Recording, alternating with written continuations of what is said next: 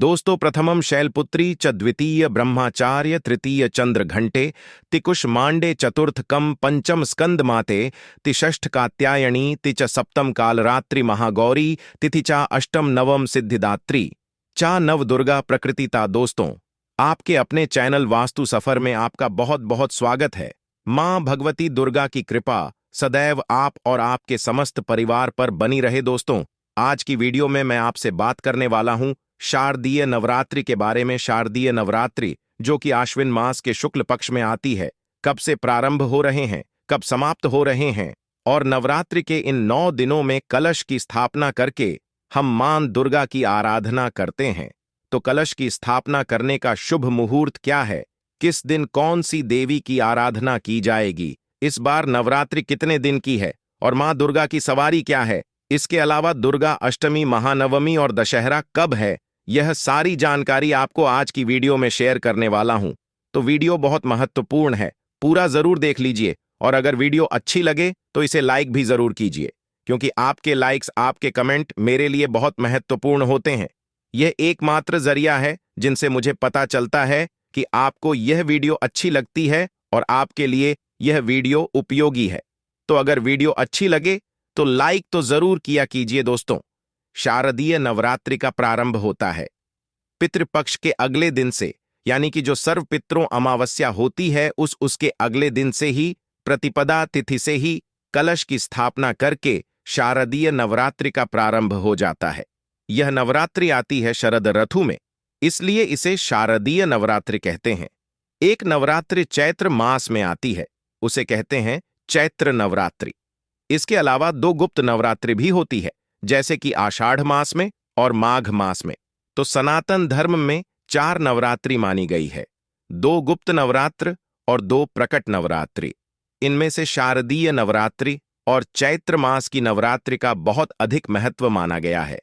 नवरात्रि के इन 9 दिनों में मां दुर्गा के 9 स्वरूपों की आराधना की जाती है, और फिर दुर्गा अष्टमी और महानवमी के दिन मां दुर्गा का स्वरूप मानकर कन्याओं की पूजा की जाती है और हवन किया जाता है, और इसके बाद इस व्रत का समापन किया जाता है और फिर अगले दिन दशहरा मनाया जाता है। अब बात करें कि प्रतिपदा तिथि कब से प्रारंभ हो रही है, कब समाप्त हो रही है, और नवरात्रि की प्रतिबद्ध तिथि का व्रत हमें कब धारण करना है।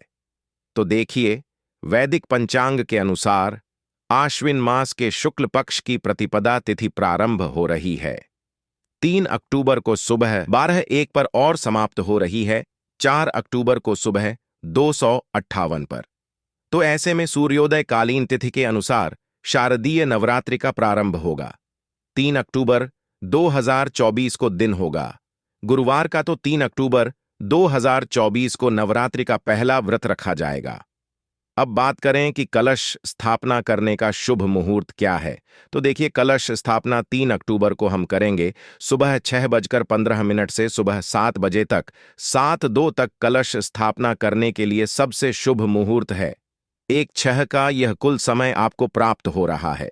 इसके अलावा दोपहर में भी आप कलश की स्थापना कर सकते हैं, जैसे कि जो अभिजीत मुहूर्त होता है, इसमें भी आप कलश की स्थापना कर सकते हैं। अगर आप सुबह किसी कारणवश नहीं कर पाते हैं तो अभिजीत मुहूर्त का समय आपको प्राप्त हो रहा है दिन में 11:40 से दोपहर 12:33 तक। इस बीच में भी आप चाहे तो कलश की स्थापना कर सकते हैं। यह कुल समय आपको प्राप्त हो रहा है 47 मिनट का, 47 मिनट का। और अब जानते हैं कि इस बार नवरात्रि कितने दिन की आपको प्राप्त हो रही है, कौन से दिन आपको महानवमी मनानी है। देखिए, 3 अक्टूबर को पहला दिन होगा। नवरात्रि का घट स्थापना आपको करना है और शैलपुत्री माता की पूजा आराधना इस दिन की जाएगी। नवरात्रि का दूसरा दिन होगा 4 अक्टूबर को दिन होगा शुक्रवार का, माता ब्रह्मचारिणी की पूजा आप करेंगे। और शारदीय नवरात्रि का तीसरा दिन होगा, यानी कि तृतीया तिथि 5 अक्टूबर को है। इस दिन आप माता चंद्रघंटा की पूजा करेंगे, जो माता दुर्गा का तीसरा स्वरूप माना जाता है। शारदीय नवरात्र का चौथा दिन होगा 6 अक्टूबर को दिन होगा रविवार का। इस दिन विनायक चतुर्थी भी है, और इस दिन मां भगवती दुर्गा के चौथे स्वरूप मां कुष्मांडा की आराधना आपको करना है। नवरात्रि की पंचमी तिथि आपको प्राप्त हो रही है 7 अक्टूबर को, जिस दिन आपको माता स्कंद माता की पूजा आराधना करना है, और यह दिन होगा सोमवार का 8 अक्टूबर। मंगलवार के दिन माता कात्यायनी की आराधना करेंगे, जो कि मां दुर्गा का छठा स्वरूप माना जाता है। 9 अक्टूबर को माता कालरात्रि की आराधना की जाएगी, और माता कालरात्रि को मां दुर्गा का 7वां स्वरूप माना जाता है। 8वां दिन नवरात्रि का अष्टमी तिथि 10 अक्टूबर को आपको प्राप्त होगी। इस दिन माता महागौरी की पूजा की जाएगी, जो कि मां दुर्गा का 8वां स्वरूप माना जाता है। तो 10 अक्टूबर को अष्टमी तिथि है महाअष्टमी, और 9वां दिन यानी कि नवमी तिथि, जो नवरात्रि का अंतिम दिन होता है, 11 अक्टूबर को है।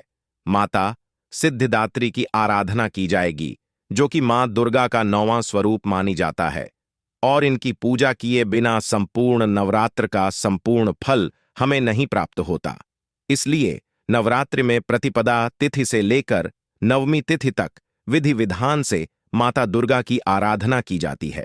मां दुर्गा के 9 स्वरूपों की आराधना से किसी भी प्रकार की आपकी कामना को पूर्ण हो जाती है। कोई भी आपके जीवन में विघ्न बाधा हो, कोई भी परेशानी आपके जीवन की हो, कोई भी कष्ट हो, आपका समस्त प्रकार के कष्टों से आपको छुटकारा मिल जाता है। नवरात्रि के 9 दिनों में मां दुर्गा की आराधना करने मात्र से, और अब जानते हैं कि शारदीय नवरात्रि में मां दुर्गा कौन सी सवारी से आगमन कर रही है। देखिए, इस बार नवरात्रि का प्रारंभ हो रहा है गुरुवार से, और गुरुवार के दिन जब नवरात्रि का प्रारंभ होता है, तो ऐसा माना जाता है कि माता की जो सवारी होती है, पालकी होती है, इस प्रकार का वर्णन मिलता है देवी पुराण में। अच्छा, शारदीय नवरात्रि का प्रारंभ होने से पहले आपको कुछ विशेष बातों का ध्यान रखना चाहिए, जैसे कि मां का आगमन होता है।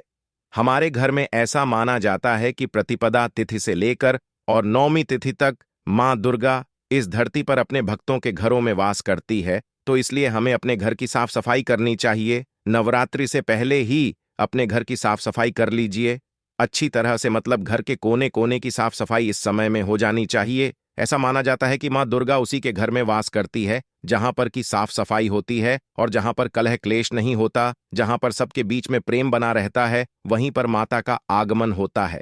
तो अपने घर में आपको ध्यान रखना है कि किसी भी प्रकार से नवरात्रि के इन 9 दिनों में कल क्लेश ना हो। लहसुन प्याज का सेवन नवरात्रि में नहीं करना चाहिए। मांस मदिरा का तो भूल कर भी नहीं करना चाहिए। अगर आप कलश की स्थापना करते हैं, तो आपको अपने घर को कभी भी खाली नहीं छोड़ना चाहिए। मतलब कोई ना कोई व्यक्ति हर वक्त घर में रहना ही चाहिए। अगर आप अखंड दीप दान करते हैं, तब भी आपको इस नियम का पालन करना है। एक और चीज, नवरात्रि के इन 9 दिनों में बाल और दाढ़ी नहीं कटवा चाहिए। इसके अलावा नाखून खून भी नहीं काटना चाहिए। तो यह कार्य आपको नवरात्रि से पहले कर लेना है। नवरात्रि प्रारंभ होने से पहले आपको जो भी जरूरी चीजें हैं पूजा की, वह सभी चीजें खरीद कर अपने घर में पहले रख लेना है। आप चाहे माता की मूर्ति खरीदना चाहते हो, या फिर चुन्नी माता की लेनी हो, नारियल इत्यादि लेना हो, ये सभी चीजें आप पितृपक्ष में भी ले सकते हैं। मतलब जैसे कि नवरात्रि तो अगले दिन से ही प्रारंभ हो जाती है ना, जैसे कि अमावस्या के अगले दिन नवरात्रि का पहला दिन होता है, तो आप पितृपक्ष में भी माता की पूजा के निमित्त कोई भी चीज खरीद सकते हैं। ठीक है, जैसे कि जाप करने के लिए माला आपको चाहिए, या फिर आप पुस्तक लेना चाहते हैं सप्तशती की, या फिर अखंड दीपक लेना चाहते हैं, या और भी चीजें जो कि पूजा की सामग्री होती है, वह सभी सामग्रियां आप पितृपक्ष में खरीद सकते हैं, कोई दिक्कत नहीं है। देखिए, पूजा की कोई सामग्री हम खरीदारी करते हैं पितृपक्ष में, तो उसका कोई दोष नहीं लगता। अपने लिए कुछ नहीं खरीदना चाहिए, और अगर खरीद भी लेते हैं तो उसे धारण नहीं करना चाहिए। ठीक है, तो इस बार नवरात्रि का प्रारंभ हो रहा है। 3 अक्टूबर 2024 से दिन होगा, गुरुवार का माता की सवारी होगी। पालकी, मतलब जिस सवारी से माता का आगमन होगा वह पालकी होगी, और नवरात्र का समापन शनिवार को हो रहा है। और शास्त्रों के अनुसार जब शनिवार को नवरात्रि का समापन होता है, तो माता पैदल जाती है। ऐसे में इस नवरात्रि में आपको कुछ बातों का विशेष ध्यान रखना है। विधि विधान से मां दुर्गा की आराधना करके दुर्गा सप्तशती का जितना हो सके पाठ करना है। अगर आप पाठ नहीं कर पाते हैं किसी भी कारणवश, तो आप प्रतिदिन का पाठ सुन भी सकते हैं।